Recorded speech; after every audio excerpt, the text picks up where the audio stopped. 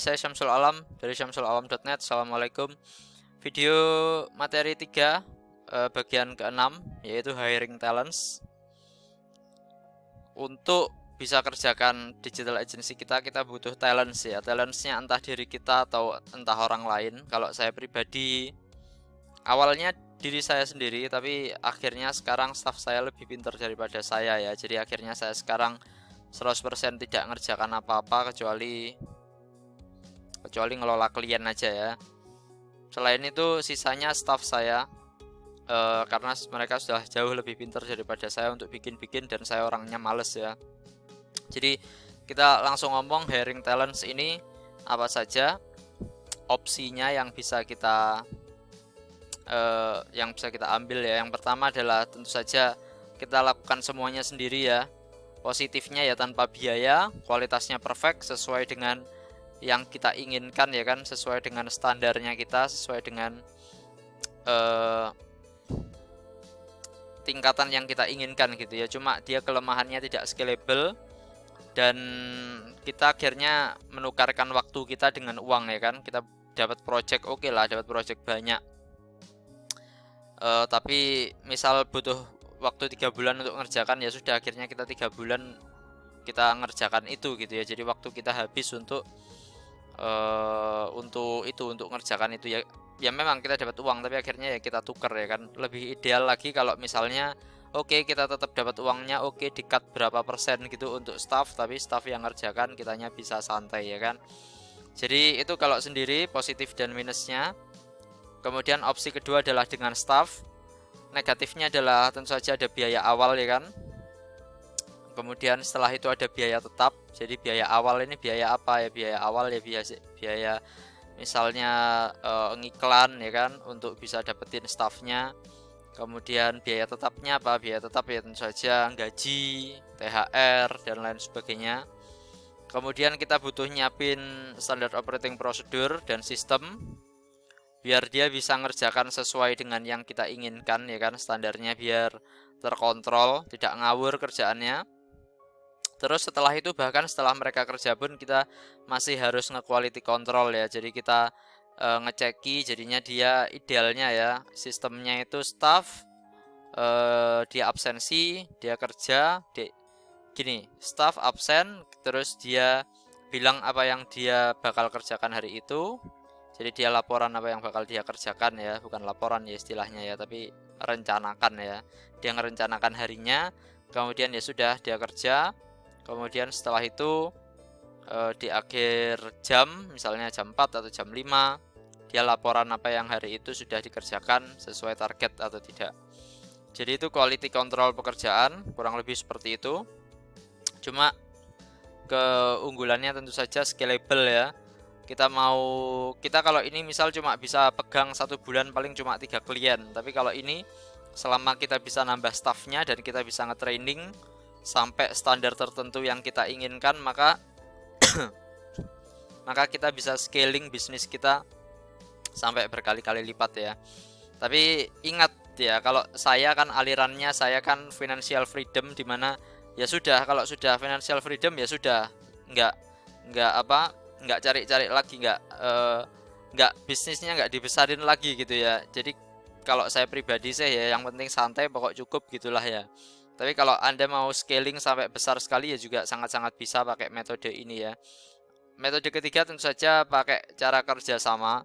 Dimana kerjasamanya itu kerjasama dengan siapa ya? Kerjasama dengan orang-orang sesama digital agency dengan Anda gini ya. Jadi dari saya bikin training ini kan sekitar sudah ada 1000 yang nonton, sekitar 1000-an yang nonton video digital agency training ini ya kan, sekitar 1000 lah. Nah dari 1000 itu kan saya lihat dari PR-nya Anda ya, itu kan ada yang saya spesialisasi di web development, saya article writing, saya di social media management, saya di ads, di pengelolaan budget ads, saya ada di mana ya kan. Jadi sebenarnya digital agency yang ideal itu Anda tidak main cuma di satu aja ya. Soalnya Anda nggak bisa besar kalau Anda cuma satu solusi gitu aja. Anda harus kalau bisa one stop solution. Soalnya orang itu salah satu pertimbangan kalau dia sudah Kalau dia misal sudah kenal dengan Anda ya, kalau dia sudah kenal dengan Anda, dia itu biasanya nggak pengen cari lagi solusi selainnya Anda. Jadi misal Anda sudah buatkan situs untuk dia, itu kalau bisa dia waktu tanya, aku butuh ini nih, aku butuh bikinin anu dong, app dong, kamu bisa ndak? Ini aku ada sosial media, kamu bisa pegang ndak gitu. Jadi kalau kalau klien Anda biasanya, kalau klien tua ya, kalau klien tua atau muda sebenarnya ya sama aja ya. Pokok Anda kalau sudah dikenal sama klien Anda sebagai orang yang bisa megang per digital agency-an, biasanya mereka bakalan tanya ke Anda, kamu bisa ndak ngerjain ini, kamu bisa ndak ngerjain ini. Dan itu sebenarnya itu bisa jadi duit kalau Anda punya jasanya ya kan. Kelemahannya kan kebanyakan biasanya cuma misal jual logo aja, atau cuma jual situs saja, atau cuma jual apa misalnya Google My Business saja, atau cuma jual SEO aja, atau cuma jual, pokoknya cuma jual satu doang. Padahal sebenarnya kalau bisa jual banyak ya, padahal kalau bisa jual banyak ya sebenarnya ya bisa dapat banyak gitu dari satu klien. Soalnya satu klien misal dia pasti mengupsell dirinya sendiri gitu. Dia kalau butuh dan kerjaan Anda bagus, dia bakalan mengcross sell dirinya sendiri. Jadi dia bakalan beli dari Anda tanpa Anda jualan ke dia, dan dia beli yang aneh-aneh juga gitu selama Anda punya selama Anda bisa menyediakan jasanya gitu ya. Jadi itu kenapa kok kerjasama ini sangat-sangat bagus sekali ya sebenarnya. Jadi ini nanti saya mau bikin yang ikut training ini, nanti saya bikin kayak Excel sheet gitu, dimana Anda nanti kasih tahu saya email Gmail Anda ya. Jadi Gmail Anda kasih tahukan ke saya, bukan passwordnya ya, cuma nama email Anda. Kemudian Anda nanti saya invite ke Excel itu tadi, ke Google Sheet itu tadi, dimana di situ nanti Anda masukkan nama Anda, nomor telepon Anda, portofolio Anda, sama apa yang Anda bisa kerjakan atau apa yang Anda sudah pinter kerjakan. Misal Anda sudah ahli di bidang desain, ya sudah di situ ditulis misal nama Agung, kemudian nomor telepon ini, terus spesialisasi desain logo, desain apa, dan lain sebagainya. Kemudian setelah itu portofolionya apa. Nah, terus ya sudah, itu nanti dengan kita punya Google Sheet itu, dimana Anda semua nanti ngisi data itu. Jadi nanti Anda bisa punya data teman-teman Anda yang spesialisasi di jasa-jasa tertentu. Nanti Anda bisa kolaborasi sendiri ya kan, situ kan ada nomor teleponnya. Nanti Anda bisa kolaborasi sendiri, silahkan terserah. Anda bisa saling kerjasama ya. Ingat ya, ini nggak ada supportnya, jadi saya nggak bakalan kayak terlalu ngatur Anda nge-manage apa gimana gitu. Saya nggak bakalan kayak gitu, tapi saya bakalan fasilitasi. Nanti Anda silahkan kerjasama sendiri. Tentu saja ada negatifnya ya kerjasamanya. Kalau kerjasama ya negatifnya ya bagi hasil ya, sebenarnya bukan negatif ya, tapi netral ya. Bagi hasil kan ya juga Anda ya dapat untung, cuma untungnya kan dibagi gitu ya. Yang bikin gak enak kan dibagi, kalau bisa kan jadi punya kita semuanya ya kan. Cuma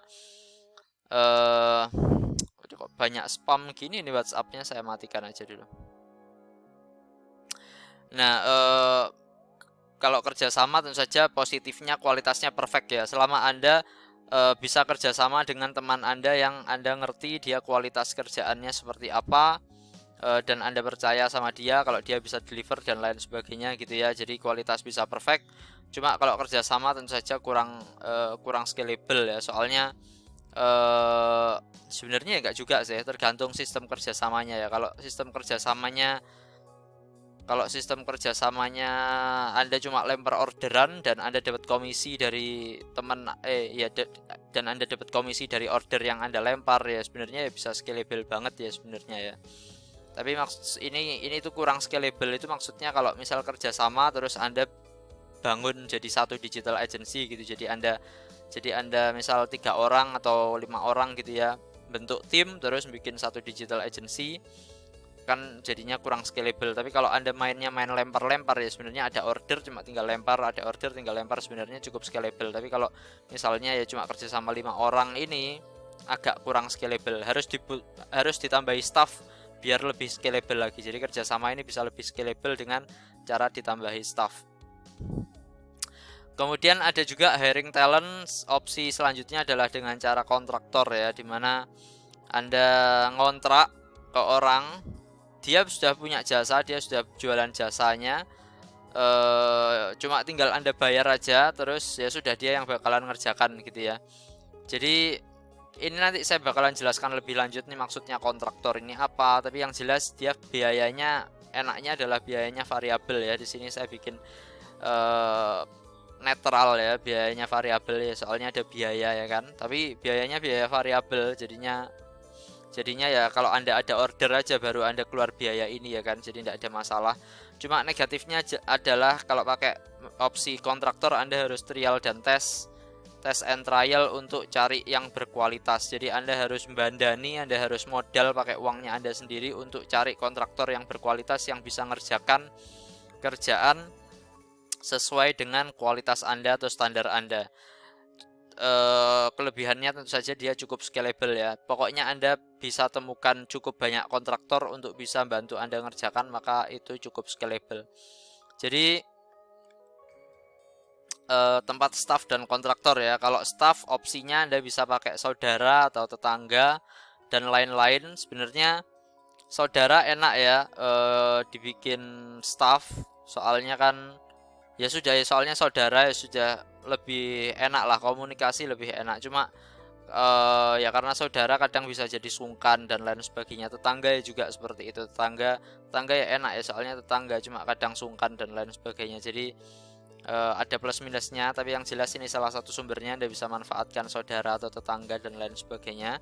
Atau Anda cari murid SMK terdekat, murid yang barusan lulus atau yang belum lulus pun juga tidak masalah ya. Jadi SMK misalnya untuk digital agency itu Anda bisa cari yang jurusan multimedia atau jurusan rekayasa perangkat lunak ya. Dan mereka biasanya tidak ada skill basic di mana mereka ngerti apa yang Anda omong, tapi tetap aja misal bikin situs WordPress dan lain sebagainya. Mereka diajarinya apa? Diajarinya pakai Laravel, diajarinya pakai kode Igniter,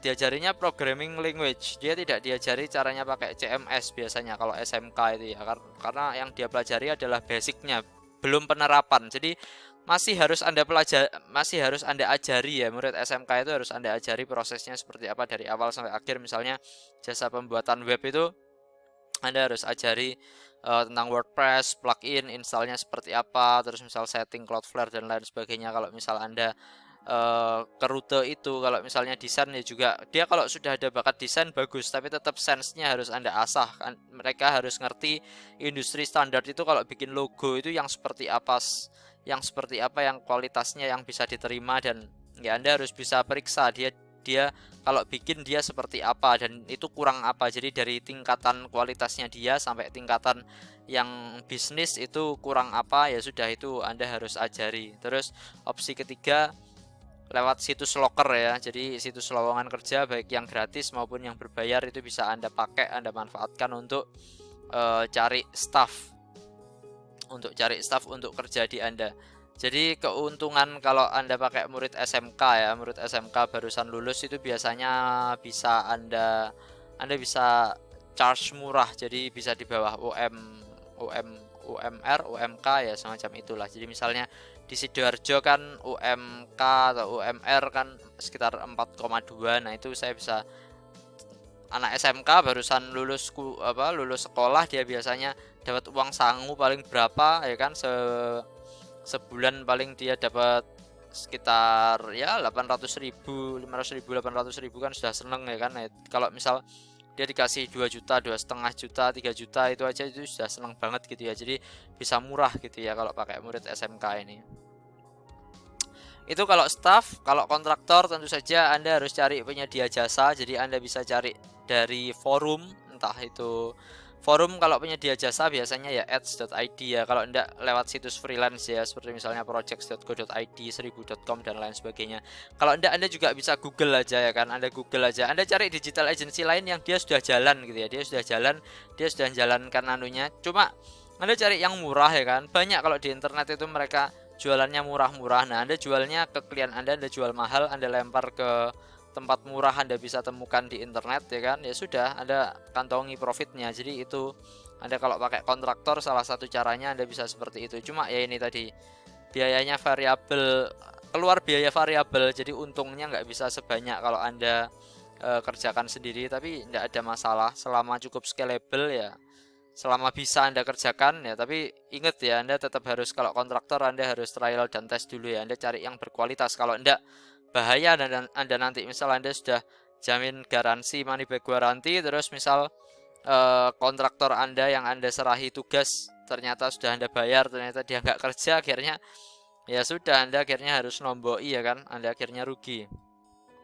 Oke, jadi itu tadi sekilas tentang hiring talents ya.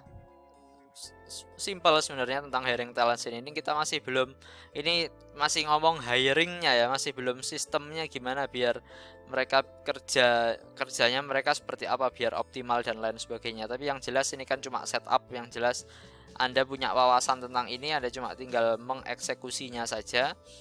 Video selanjutnya kita bakalan ngomong tentang scaling bisnis, di mana ini kita sudah mulai ngomong tentang standar, prosedur, sistem, dan otomatisasi. Jadi yuk kita langsung lanjut ke video selanjutnya. Terima kasih. Assalamualaikum warahmatullahi wabarakatuh.